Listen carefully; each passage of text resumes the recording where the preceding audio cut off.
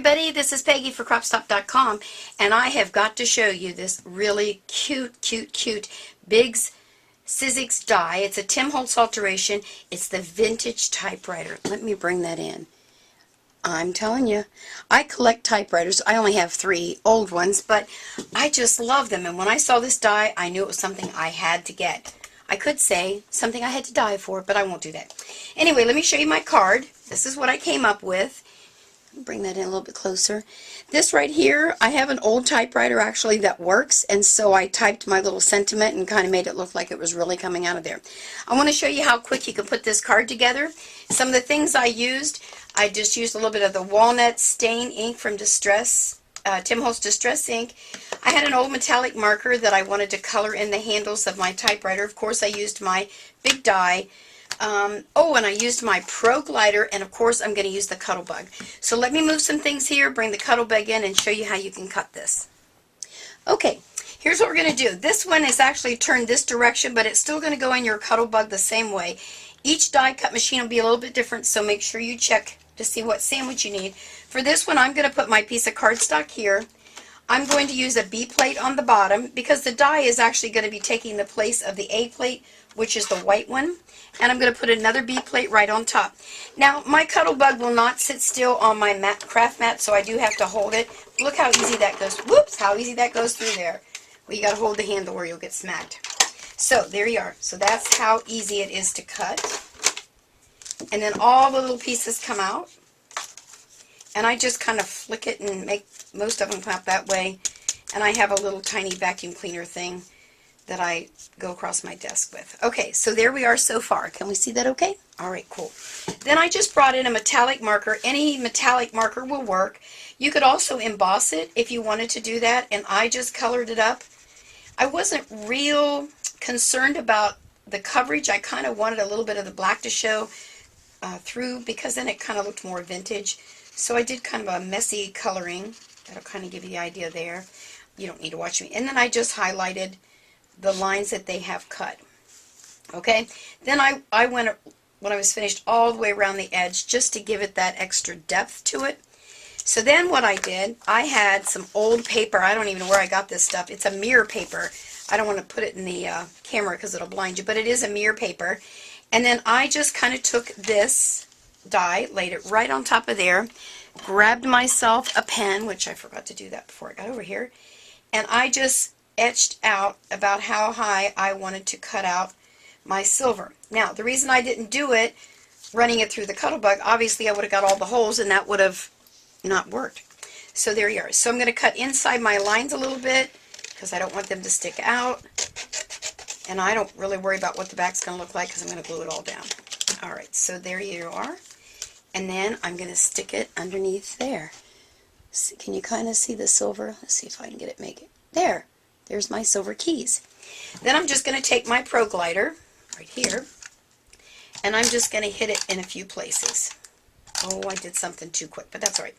We can still do this, because I put the glue glider in the wrong spot. That's okay. You know, we can always make things work, so I'm not going to get too excited.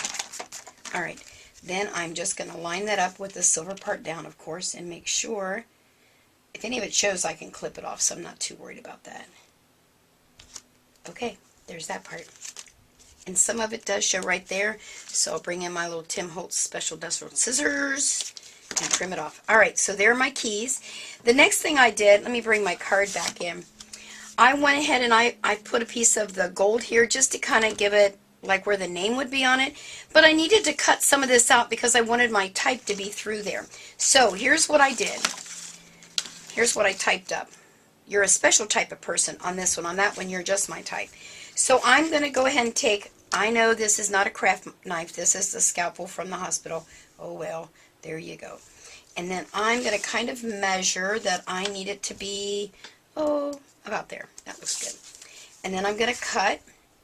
If you're using a scalpel, be careful because they're really sharp. Make sure you have a cutting pad underneath here because you don't want to cut through your craft mat. It's not for cutting. And I'm going to come through there. I think I've got that through enough. And we're going to pull that out. That's where I got that little bit of glue glider. Okay, so that gave me a bigger space. I went ahead and cut these little parts off here and here. Now let's see if this is going to be enough to fit through there. No, I'm going to have to trim that off a little bit, so let me just do that. And I probably would suggest you measure, because once I did this and then it was way too short. There we go. So that's how I wanted to do it there. And I think I just messed this up. Well, that's okay. I can make it work. I can make it work. I'm going to make it go right there, like so. And then on this side, I'm going to cut right there. So what I did then is I tore this. Well, I want to put my scalpel over there so I don't cut myself. Tear towards yourself, like so. And then you're going to take your, I used walnut stain because it looked more vintage for me. And we're going to just go off the mat and onto the card stock. Oh, I got a little dark, but you'll get the gist. This will just look like an older piece of paper. Okay, there we go. And then I'm going to stick this so that it goes right. I might need my hole a little bit. Yes, I do. Let me go back in and cut. That's why I say some of you girls might want to measure. I'm not very good at measuring, but you already all know that. So I'm going to take some more of that off of there. And we'll trim her there and there. I have a little piece up in there I don't like. Get that out of there. I would recommend you get yourself a good craft knife. They throw these away that have not been used on a person, by the way. They throw them away if they're not going to use them, so I can't seem to let them waste, so I bring them home. Alright, there we go. Let me get that a little more even. There. Alright, so I have to put a little bit of adhesive at the top to hold it on there. And same with the bottom. Okay, so then we're just going to line it up so you can see your words. Like so. Alright. Then I just took a little hunk of my gold and did the same thing across here. So I'm going to put it on the back here. And we are going to try and make it match. I hope that's making sense. Oh, I didn't cut it big enough. It's a good thing I got more. I guess. Alright, I give in. Measure. Alright, that'll work.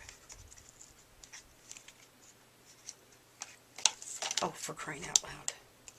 I didn't have this much trouble doing the first one. I guess it's because I'm on camera and you guys are making me nervous or something. I don't know. You're not even in the same room with me. There. Okay. Jeez Louise. I made that more difficult than it needed to be. You should put that on there before I put the words in. Oh, well, you know, when all else fails, you got to improvise a bit. Alright. Yay, finally. Oh, my word, that's like the hard way. Let me bring this in. Can you see my little gold thing? Then the next thing I did, again, was just to accent it with my silver marker because I wanted it to just have more dimension. I really like dimensional things. So, there you are. And you would just continue all the way around until you liked it the way it was.